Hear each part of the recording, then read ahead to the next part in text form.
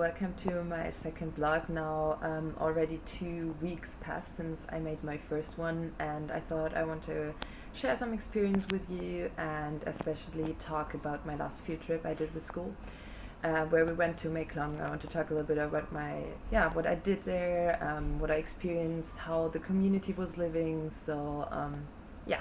I hope you don't see that much of my room because we just came back, but I really wanted to share directly what we did and give you one of my first impressions.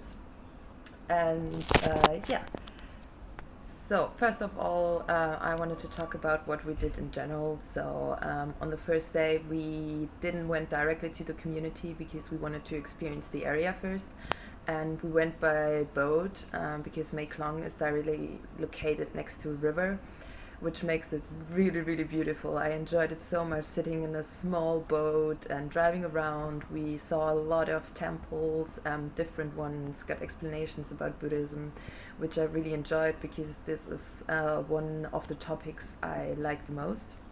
Maybe also because religion is part of our life as well. Not that I'm that much of a Christian, but I think that religion is something that you can find in every country, but so far I didn't knew that much about Buddhism. So this was really interesting, and we traveled around with 2 or 3 guides from CBTI, which helped us a lot. Then we slept for 4 days in the community with them, so we always split it up in groups of 5 and had one host.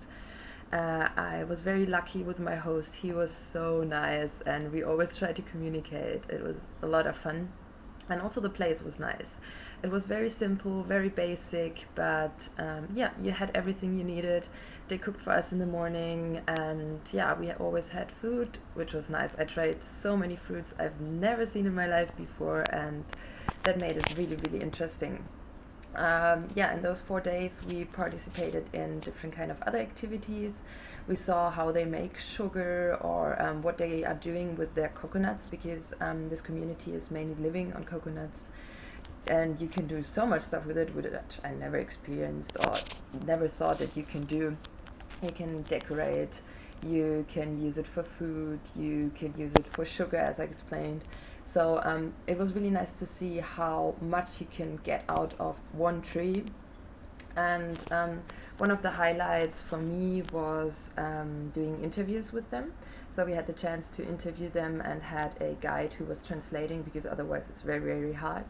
And I got a lot out why they're doing it, and it was nice to see that they really enjoy sharing their culture, especially with us.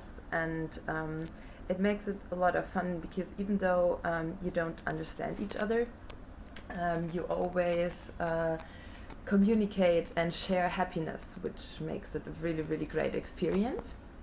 And another part was, like I said, the Buddhism, that we learned how monks are living and what is important for Buddhism, such as what are celebration days and why they are building so many temples, and this was very, very important to me.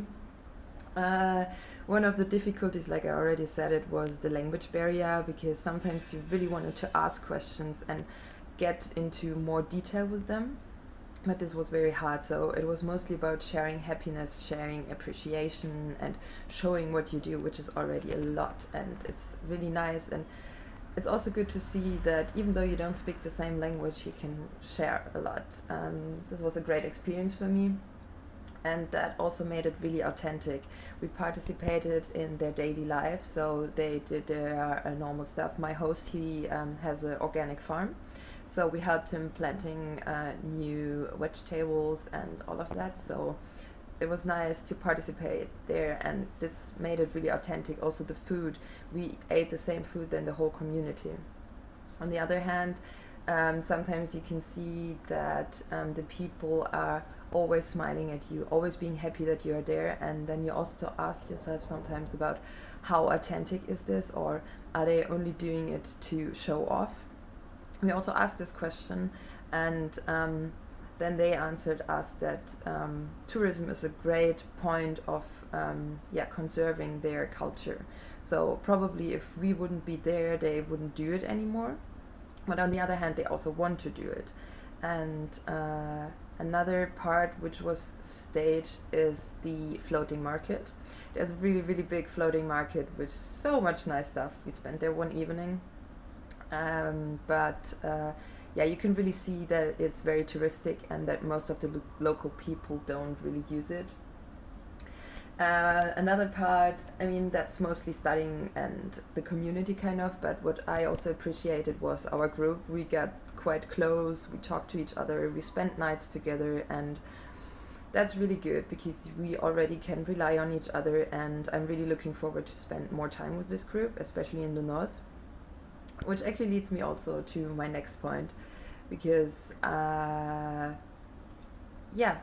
we also gonna spend more time in the northern community, and I have the feeling I can also learn a lot from them. That's very important to share, because they're living a very basic life and they all are very happy, and this is really good to see for myself, because sometimes I have the feeling I need this and this and this, and it comes much clearer that you can live with so much less and still having a really great life.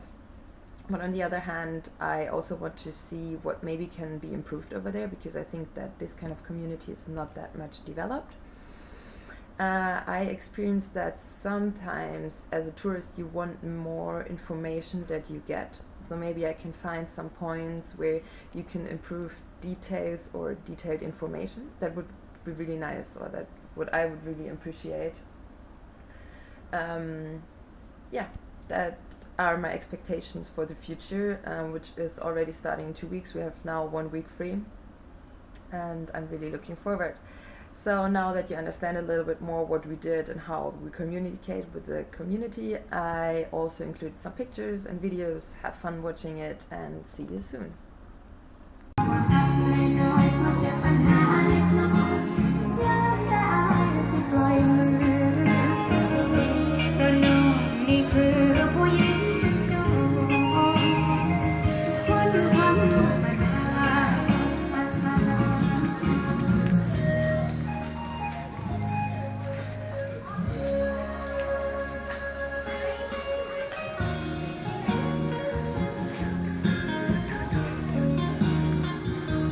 Later!